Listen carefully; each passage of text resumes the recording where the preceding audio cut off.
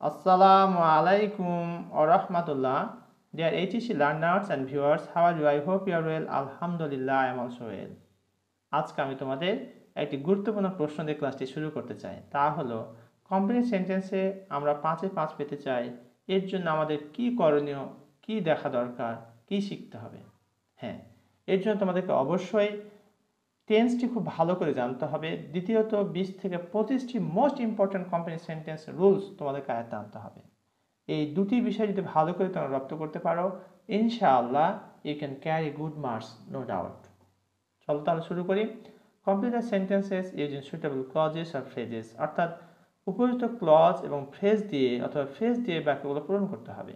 Clause কি, phrase কি অবশ্যই জানা দরকার। তাহলে ক্লজ হচ্ছে গ্রুপ অফ ওয়ার্ডস, এটা হচ্ছে শব্দগুচ্ছ, হুইচ কন্টেন্স, যেটা ধারণ করে এ সাবজেক্ট, একটা কর্তা, অ্যান্ড এ ফাইনাইট ভার্ব, এবং একটা সমাপিকা ক্রিয়া। আর ফ্রেজ হচ্ছে group of words which doesn't contain subject and a finite verb. Phrase একটা কর্তা বা একটা ফাইনাইট ভার্ব নাই, না প্রয়োজন পড়ে না, আর জাস্ট দুইটা বা তার বেশি শব্দ থাকে সেখানে। আর ক্লজে কিন্তু অবশ্যই সাবজেক্ট থাকতে হবে এবং ফ্রেজ থাকতে হবে। তাহলে এই দুটার যে কোনো একটা পদ্ধতি বা একটা বিষয় আমাকে অ্যাপ্লাই করে এগুলো পূরণ করতে হবে। চলো শুরু করি। Florence Nightingale wanted to be a nurse with a view to. Florence Nightingale একজন সেবিকা হতে চেয়েছিলেন কিসের জন্যে? স্বাভাবিক প্রশ্ন হতে পারে কিসের জন্য? To serving the sick people. To দেওয়া আছে সার্ভিং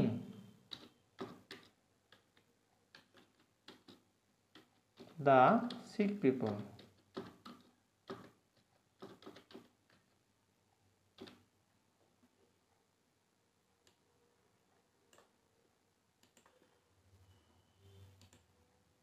এখানে যে নিয়মটি সেটি হলো, উইথ এ ভিউ টু যদি থাকে কোথাও, তাহলে এরপরে ভার্ব অনেক লাইনে যুক্ত করতে হয়, দিয়ে অবশিষ্ট অংশটুকু লিখতে হয়।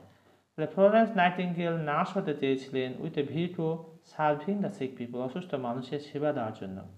We are a free nation now, আমরা এখন কি মুক্ত স্বাধীন জাতি। 1971 ইজ দ্য ইয়ার, 1971 সাল হচ্ছে একটা সময়, when we achieved our freedom. When we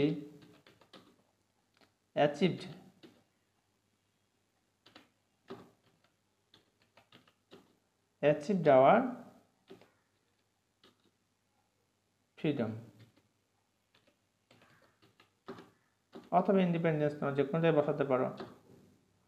ওই achieved our freedom।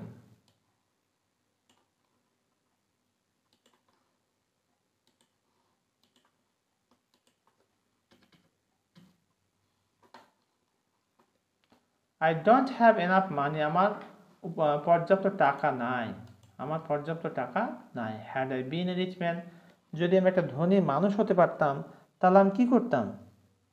Had I been a rich man, I would have helped the helpless, আমি অসহায়দের সাহায্য করতাম। I would have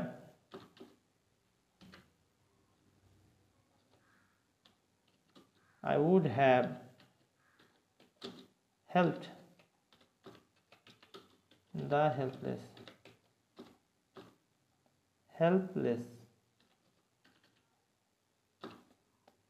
I would have helped the helpless। এখানে একটা rules রয়েছে, একটু মনোযোগী হও, তাহলে এটি বুঝতে সমস্যা হবে না। আমি রুলটি বলে দিচ্ছি তোমাদের। রুলটি হলো যে had I been a rich man, এটা হচ্ছে থার্ড কন্ডিশনাল, এটা হচ্ছে পাস্ট পারফেক্ট টেন্সে রয়েছে। এই কারণে পরবর্তী অংশটা হয় পারফেক্ট কন্ডিশনাল, অর্থাৎ সাবজেক্টের পরে উড হ্যাভ অথবা কুড হ্যাভ অথবা মাইট হ্যাভ, তারপরে ভিতরি প্লাস এক্সটেনশন। অর্থাৎ তুমি এটাকে এভাবেও করতে পারতে, I might have help the helpless. Okay, my final examination is going one, আমার চূড়ান্ত পরীক্ষা চলতেছে আর কি। আই স্টাডিড হার্ড, আমি কঠোর পরিশ্রম করেছিলাম, লেস্ট পাছে ভয় হয় যে I might fail in the exam অথবা I should fail in the exam. I might fail in the exam.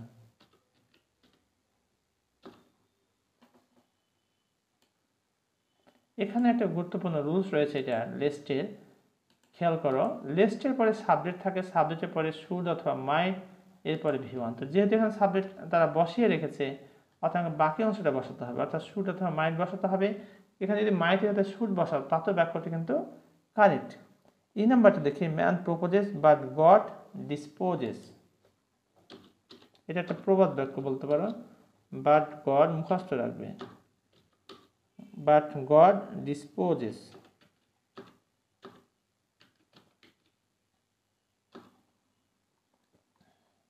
God বলতে এখানে সৃষ্টিকর্তার কথা বলা হয়েছে, আল্লাহর কথা বলা হয়েছে। দেবতার কথা বা দেবীর কথা কিন্তু বলা হয়নি, যদি ক্যাপিটালাইজ করা হয়েছে এটা খেয়াল রাখতে হবে। Man proposes but god disposes, এটা একটা আন্ডারলাইন করে দেবো আমরা।